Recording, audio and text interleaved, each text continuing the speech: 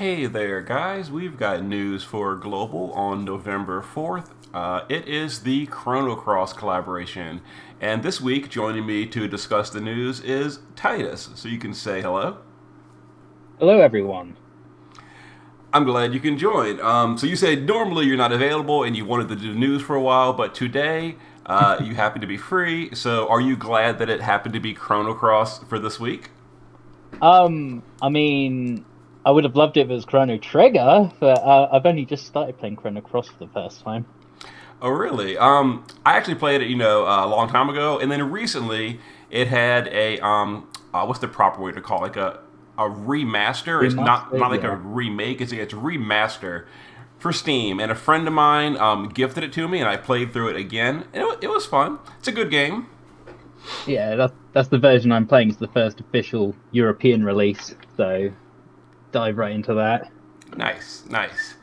So these units, I was prepared to come in here and be like, these are some of the easiest skips ever because they are absolutely abysmal based on their JP version. But they're all three. Yeah, But they're all three getting upgraded for global.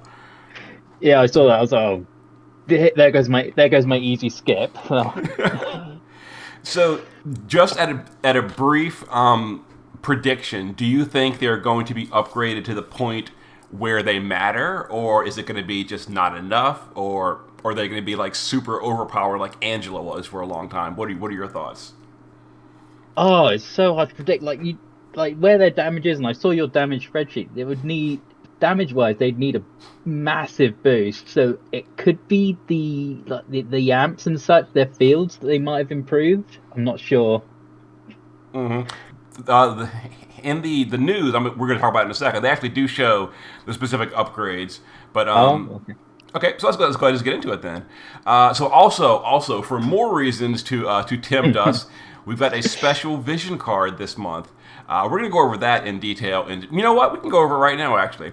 So let's jump straight to the vision card. We're going to go straight to the special vision card. So this is the vision card on the banner. The hard-hitting Sage, it's 125 magic. The usual stuff expected at this point for global cards, 500 magic, true double hand, only 100. Some of the others are 200.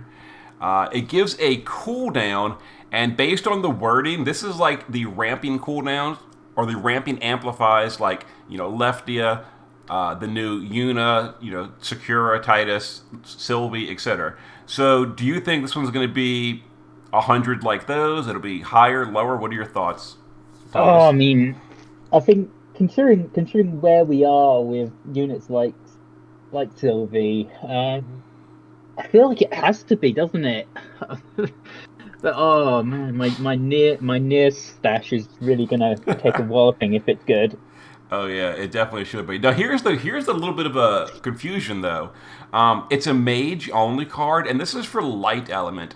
Now Surge himself is a light element mage, so it very well could have been made strictly to sell him. But the final part is locked to Brave Exvius only. Now it's killers with this physical and magic against humans and machines and some LB damage. And as we know from the preview, the next Clash of Wills is a machine human. So, Hmm. but who uses light element to care about this that uses magic? Like what mage doesn't have their own amp that's good or better and uses light element? Like I can't think of, like, the only one I can think of is Olive, I guess, because her personal amp is only 30% for light. Hmm. Yeah. God, that's really confusing. I didn't even think about that. Who is it for? Exactly, like, pause maybe from from a long time Bring it. ago. Oh yeah, yeah. Pause meta. Let's go. Uh, but it's like a decent card. I don't personally know if this card would be enough for me to chase these units unless they're buffed so exceptionally insanely high that they're just super good. But Yeah, it's good art for any Sakura fans out there. yeah, true, true. But yep. So there's the card. It's a good card, but I'm not sure if it's like must-have card. Hmm. Uh, but for the units, so are you familiar with these units, like their actual kits from the JP server?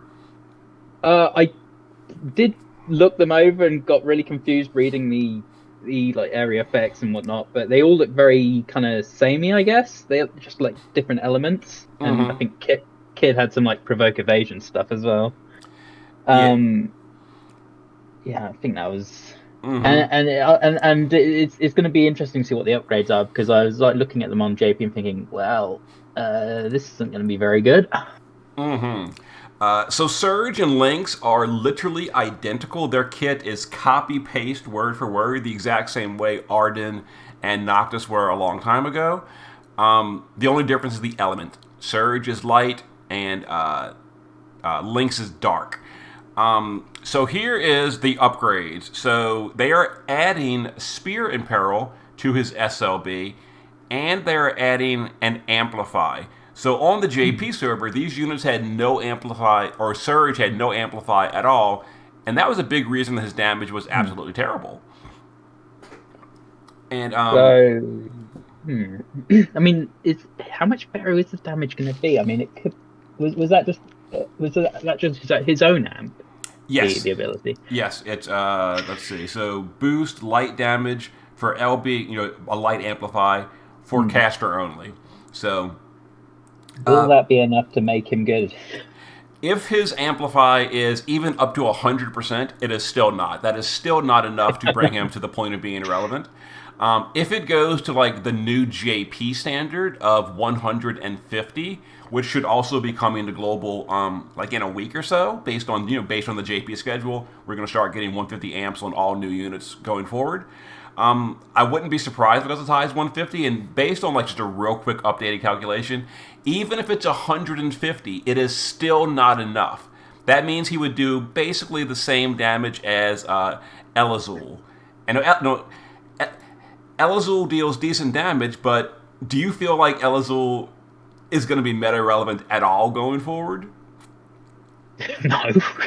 I don't either. And like Surge. Oh, and Surge is a mage, by the way. So for those that have played the game, him being a mage doesn't really make sense because like he was the best physical damage dealer in the entirety of Chrono Cross.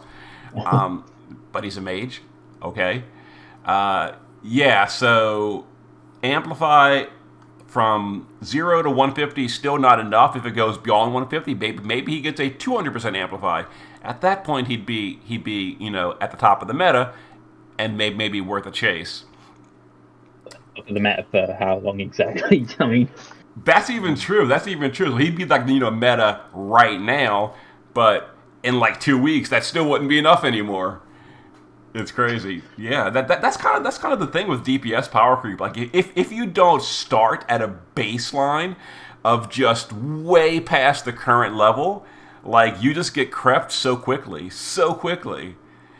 Because exactly like we just said, like Pearl and Elazul, when they came out, they're down to like, oh, they're pretty good. And like I feel like even though Pearl and Elazul were technically high DPS, no one you're just never going to see them going forward. It's not enough, because by the time we get to a point that it matters, they don't anymore. And he doesn't bring anything really major to the playing field to justify bringing him.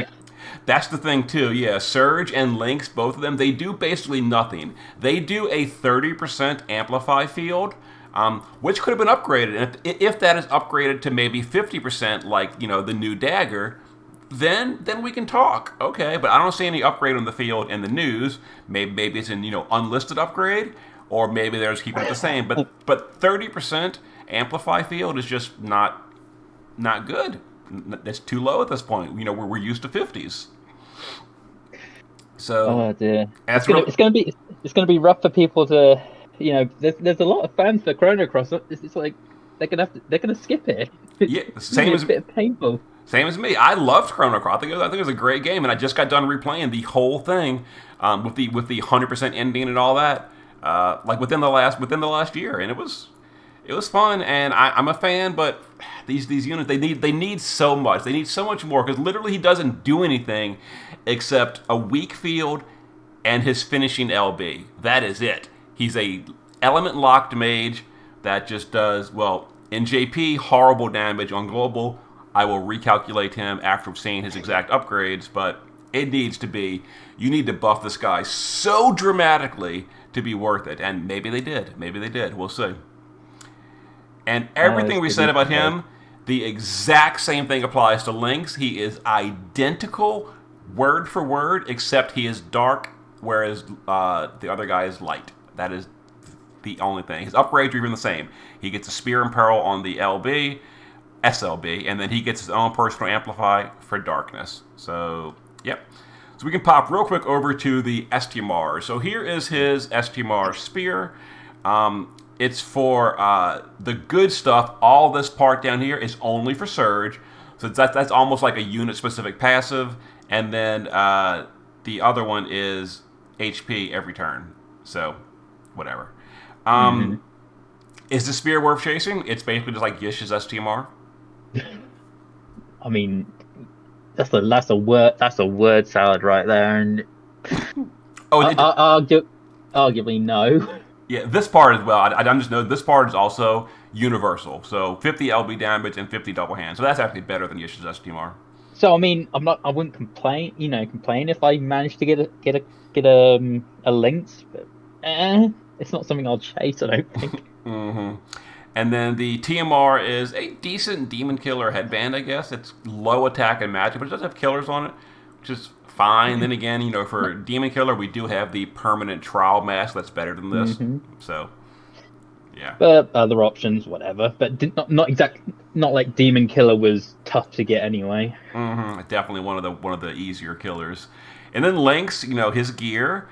Now, his hat I do really like, because his hat, I really like things that are either unique or specific, or there's no other real alternatives. Now, for mage hats that deal or that boost LB damage, there aren't really any alternatives. So therefore, I really like his STMR, because LB damage in the helm slot or the hat slot is unique, or at the very least, very rare. So this I think has a lot of value. That's true. Activate LB damage boost. So is that LB damage plus 100? No. It's really weird the way they word things. So the passive is called Activate LB damage plus 50%. Oh. And then what it does is it boosts LB damage by 50%. Oh, that was so confusing. Yeah, it's really strangely written. Oh dear. Oh well, that's pretty decent. That's pretty decent. I mean, when I think about mage, especially like mage LB hats, like there really are none. It's always using Vivi's hat or something. It's like there's no real options there. Yeah. So this in my opinion is the number one best part of the collaboration is Lynx's hat. Like if you're gonna pull for anything this week, you're pulling for this hat. Well, or the vision card, which may or may not be useful going forward. But this hat is definitely the best part of the collaboration. And then his TMR is just like a human killer chest. We have so many of those. Another one we have loads for already. And then Kid. Thankfully, Kid is actually a decent-ish kind of unit. Now, I will say that her damage is so far beyond worthless. We can't even say. Like, she does about as much damage as like Lotus Mage Fina would do in your party. Nice. She just doesn't deal damage. That said, she's being upgraded, and maybe they are fixing her. She's getting a Dagger in Peril on her SLB, and she's getting... I didn't compare this specifically to the JP page, probably should have, but it's basically some flat magic. She doesn't seem to be getting an Amplify. Because, again, she has no Amplify at all, which is another big problem. But they're upgrading her STMR. In JP, it was a one-hander, and I actually calculated her with a one-hander build because she just cannot go double hand, because she can't use anything but daggers. There are no mage double hand daggers. All her passives are massively hard locked to dagger. You have to use a dagger on her, and you would have to go one-hander if you did her JP build, which is why her JP build is absolutely dumpster tier. But with her STMR being upgraded to two-handed, I'll have to recalculate, because then she can force double hand. Then her damage is probably still bad, but better. Oh dear, but I suppose she's not a DPS unit. Maybe I completely forgot where her kit was now, but yeah. So she's basically a breaker, kind of like Vaughn.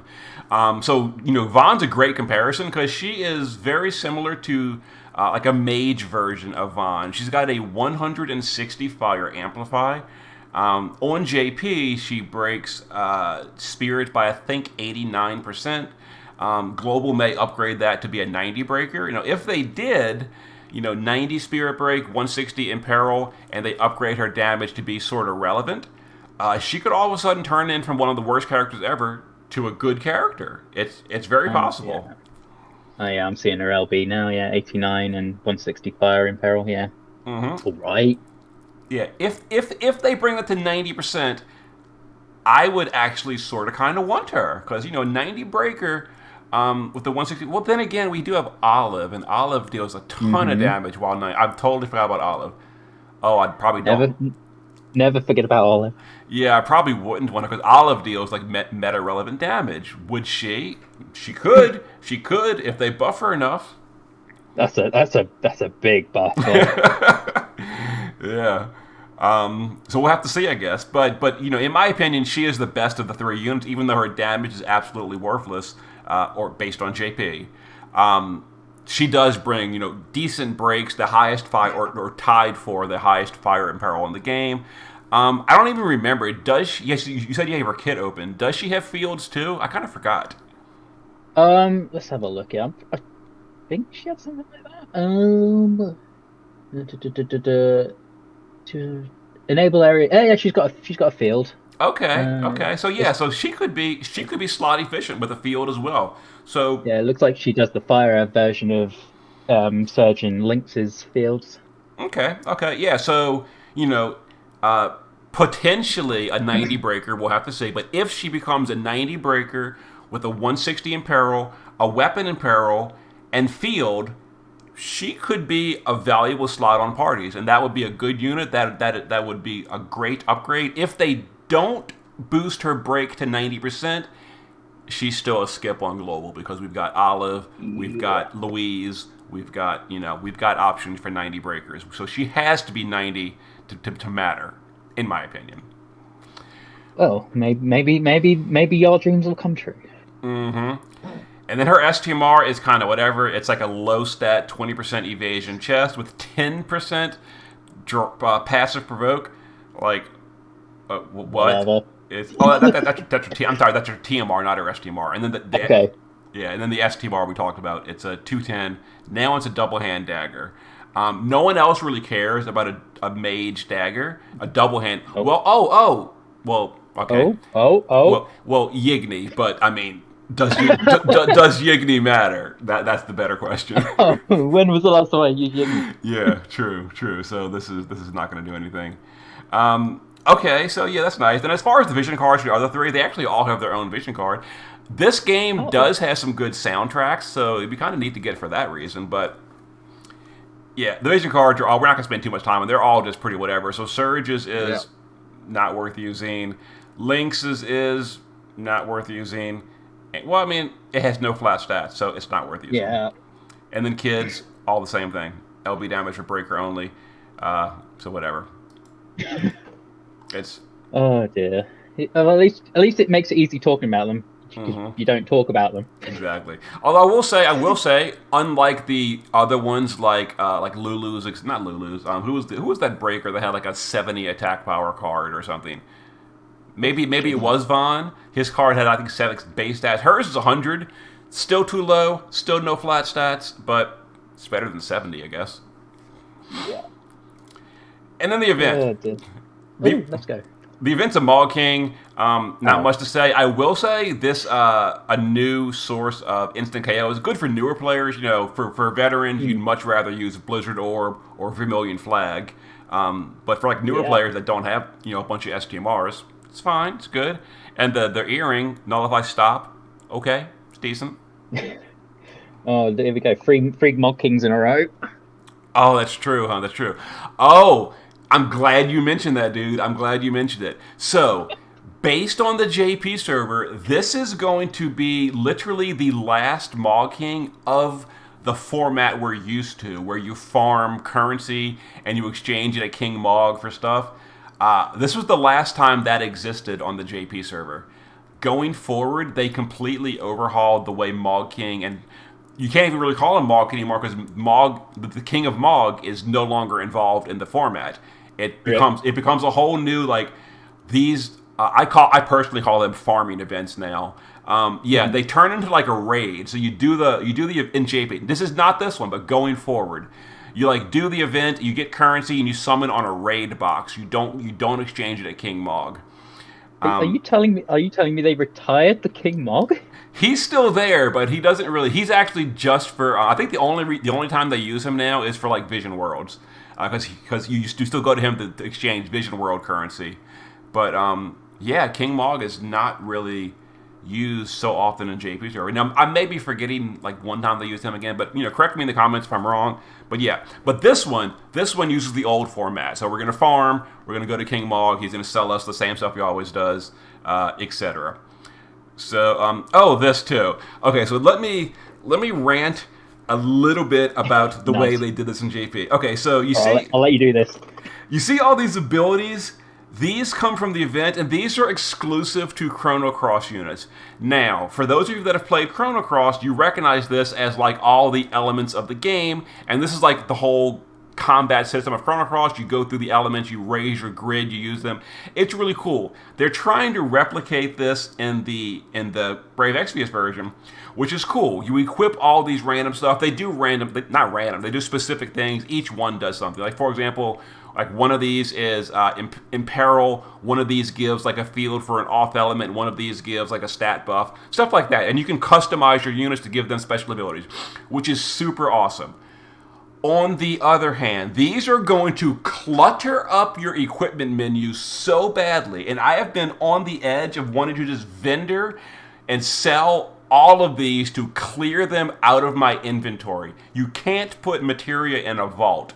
And when you're scrolling through your materia page, you're going to have to scroll through like 4 pages of elements from Chrono Cross that no one can use, and they just clutter the hell out of your thing. I wish they had found a better way to make these not clutter your inventory. And it's so cluttering. It's such clutter. Is there any materia that's good materia that's got like element in name? You might search for element and then get all these showing up. I guess if it had the name element in it, these would all pop up. But otherwise, it's mostly just So I guess if you search by name, this won't really be a problem. I personally, for most of the time, I'll go through and I memorize my Dangerous the Blood Pumping from Jesse. It's like 3 pages down from scrolling. I'll usually go there and I'll click on it. But no, it's not gonna. Now you got to scroll through a whole 3 extra pages of Chrono Cross elements. Oh dear, it's crazy. But do they get much use, or I mean, that's the thing. Honestly, no. And people in the comments are going to be saying like, "Why didn't you just sell them? They're pretty terrible." And it's true. It's true. But they're limited, and maybe in the future they like get a Chronicle upgrade or something. It's probably never going to happen. But I'm the kind of person, I don't want to throw that away, because then 6 years later I'm going to want the silver rifle for Golden Riser and slap myself for selling that. You don't want to be the guy who sold whatever that material we used in Clash of Wills all the time. It did. Calamity Border.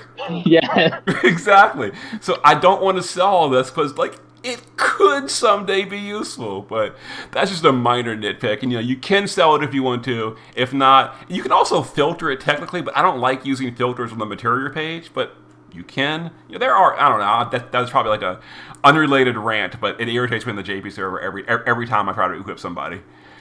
Bonus units, etc. And then the event bosses, we are getting the shards per day, kind of like the Final Fantasy X2, so like Unit, Berserker, Riku, and Pain. You're going to get this as well, so you get 10 per day to a random unit, which is useful. And then the EX fight is whatever, it's not series locked. Go in there and OTK it. Oh, 110, let's go. Yeah, pretty much. Now this is going to be fun.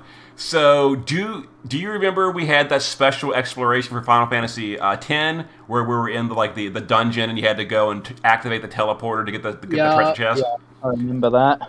So this is very similar. This is like a faithfully replicated Viper Mansion from the game, where you've got to go through, and I don't want to spoil the game too much, but it's through your first invasion of Viper Mansion, and they replicated it in the exploration, and it was kind of funny to be in Discord chat when this came out in JP, because every 5 minutes someone would come in the chat, I'm stuck in the mansion. How do you get out of the mansion? I can't figure out how to do that. I'm stuck. How do you get out? So I'll probably do a guide when it comes out, but the short version is, okay, by memory. So you're going to want to go do this. You go to the library in the west side. You kill the boss. That'll activate a sparkle hidden in the library. You click the sparkle. You go back to the elevator room in the beginning. That activated a new sparkle behind a pillar. You go and click that sparkle. It activates the elevator. You take that elevator to the 3rd floor. You go to General Viper's office. There's a sparkle on the desk. You click that sparkle, and then you jump off the balcony on the east side. If you do all that in order, it has to be in order, then you will complete the exploration. Now, if you play the game, this is like, oh, duh, this is how you do the mission in the game. Easy. If you didn't play the game, I understand how it can be confusing, and you can just walk around like, I went to the elevator room, there was nothing there. Why would I go back? Well, after you do the other events, things turn on in previously visited rooms. You have to backtrack. So it can be a little confusing, but not that much. Well, it sounds like I'm going to get the reverse experience, because I just got to the Viper Manor playing Chrono Cross, so I'm going to do this and be like, oh yeah, this is how it was in FFPE. Wow. Yeah, exactly. And then the gear is, again, just mostly for new players. It's whatever. So if the manor is frustrating you, you can skip the whole thing and not even miss much. But there you go. Nice. And then the last thing is almost the last thing. They're upgrading the Vision Card Select. They're getting new stuff. I will point out Chizuru's cards in here, and that one's pretty good. Nice. It's a pretty good card. A good one, yeah. Very good. And for Dragoon fans, Ricard's card is selectable. So you can't get his helmet, which is the other part of the Dragoon setup, but his card's now available for anyone. So if you're a big fan of Sky as a Dragoon build, you can get the card now. So that's cool. Very good. Sky's a very good unit. Mm-hmm. Can recommend. Mm-hmm. And then the last thing, we got this is actually really convenient that it came out on the same day. We have the monthly bulletin. So it looks like we're getting Dark Visions, the JP one that we're expecting. I think it was JP 26, so global would be like 24 or something. Dark Visions. It seems to be identical. Now, I will mention, unlike usual on global, they seem to not be removing the elemental lock from the final boss. How do you feel about this, Tidis? Not removing the elemental. That's depending on what it is. I mean, those are decent elements, but it's like, I think that was always the fun about the final boss, wasn't it? That you could just try different teams, like being locked to 3 specific elements. It's going to be rough if you don't have those units, I suppose. But and this is going to be a little bit of a headache for me personally, because I do like my damage spreadsheet, and my damage spreadsheet is customized versus the next like Dark Visions boss. And if it's locked to only 3 elements, oh my god, how am I going to handle that on my spreadsheet? Like, am I going to just like calculate like dark locked mages against a wrong element? I don't even know what I'm going to do. I might have to just stop calculating versus a specific boss, because this is going to give me a headache. I could imagine that being a real problem. And I guess it's also worth mentioning is there's no thunder or earth, meaning Sylvie is not going to be just the absolute answer to the final boss anymore. Oh dear, rip. Maybe we do have to pull for Kid after all. Kid can do the fire sport. I just crowned the Nicole, so I'll probably go with like a water team maybe, just because I did just crown him, and he can do 100% amplifies. I'm seeing all that. It's making me want to crown my own Nicole. Like, finally spend some crowns. Oh, you know what this can do? This could also give some value to people that pulled for Tidis and Jekt, because I feel like Tidis and Jekt didn't have a ton of value on global, because that there was no dark visions where it mattered. Even if was one, we would have gone lightning or earth, because the Sylvian, they would have seen like, less value. They can of course mix elements, but it wouldn't be as good. But now, if lightning and earth are just completely off the menu, this could make like Tidis and Eject all of a sudden really good in a water team. So, could be nice. I mean, I managed to get lucky with didn't even pull for Outbound. I managed to get Tidis DX2 though, which is weird. Well, so there's that. Because they kept resetting the shard shop like 3 times in a row. Yeah, that's true. That's actually the reason mine is EX2, because I bought his shards like twice, and I was enough to get EX2, and I was like, yeah, nice. So he's ready, I guess. He's ready. I don't have Jack though, which feels bad. Neither do I. And then the Clash of Wills. So we know from the live stream recently that the next live stream is going to be on November 20th. We do know that we just had Clash, so the Dark Visions is probably going to be coming up in about a week or two, which is going to last for 2 weeks. Then the only thing remaining is Clash of Wills. And based on machine human, I wonder who that could be. Yeah, this is like your big bat signal in the sky telling you that the near units are going to be Clash units, and this is going to be their Clash of Wills. So, did you play near, Tidis? Oh, I remember I got the game after that last raid we had, and I was like, oh, this music's amazing. I'm gonna get the game, and it's just sat in my backlog waiting for me to play it for ages. Is it a good game? Have you played it? I have not played it, no. So what I was going to ask you is, so machine, human, weak to light, wind, and lightning, like, does that just, like a boss pop out in memory, like, oh, that's probably this boss. Do you have any idea who it could be? Well, since I haven't played near, no. Oh, okay. Yeah, me either. So I have no clue at all. So tell me in the comments, what your guess is, what this boss could be if they pick a boss from Nier. Now, they might not pick a boss. It could be a totally original boss. We don't know. But assuming they did bring over a Nier boss, who could it be? So as far as what the boss does, so if you read this closely, you read between the lines, what can this mean? Okay, so this monster uses physical attacks. So physical attacks, meaning physical cover tanks can cover it, etc. That deal physical damage to single target or magic damage to multiple targets, meaning physical attacks that scale against your spirit. So that would be challenging for Runda to tank. It would be really easy for Chao to tank something like that, because he could omni-cover and then use his like enormous spirit to tank. But then it says, be warned, and then it boosts damage or reduces damage dealt by certain enemy types depending on its HP. So it sounds like it can boost damage against specific enemy types, meaning it can have human killer or it can have beast killer. And so, for example, the brand new Lilith, who is a demon, could potentially be a good option here, is what I'm saying.